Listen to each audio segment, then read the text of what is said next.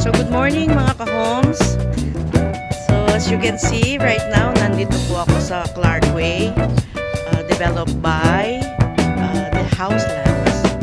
So meron po silang dalawang model unit dito, which is what they call Vera, and the other one is Ira. So ang difference po ng dalawang magandang bahay dito, they call it as modern contemporary house. The Vera is a single attached model unit. Tapos, ang provision niya is one carport. And then, yung nakasarap po niya, yung tanay, meron po siyang kitchen sa side. And then, may powder room po siya sa baba. Dalawang toilet and bath sa taas. And 3 bedrooms sa taas. So, very high ang ceiling niya. Maayos po yung pagkakagawa ng kanilang bahay.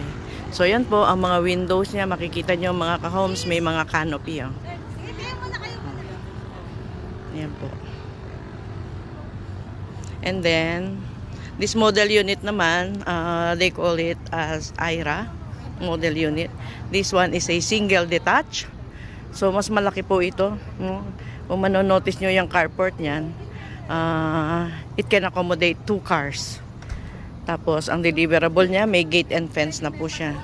And then, since it is single detached, so meaning it is stand-alone that you can walk around your house. So, ganyan po ang, ang mga model units na ito. Magaganda ang gawa nila ng the Houselands. May mga canopy yung kanilang mga windows. Malalaki din yung mga window panels. So, para sa akin, 2 thumbs up yung mga ganitong klaseng bahay. Okay? So, kung interested po kayo na site tripping para sa mga ganitong house type, message me at 0961-270-8495 or just simply message me dito sa FB page ko. So, thank you so much. I hope you enjoy my mini tour, mga ka-homes. Have a great day. Bye-bye!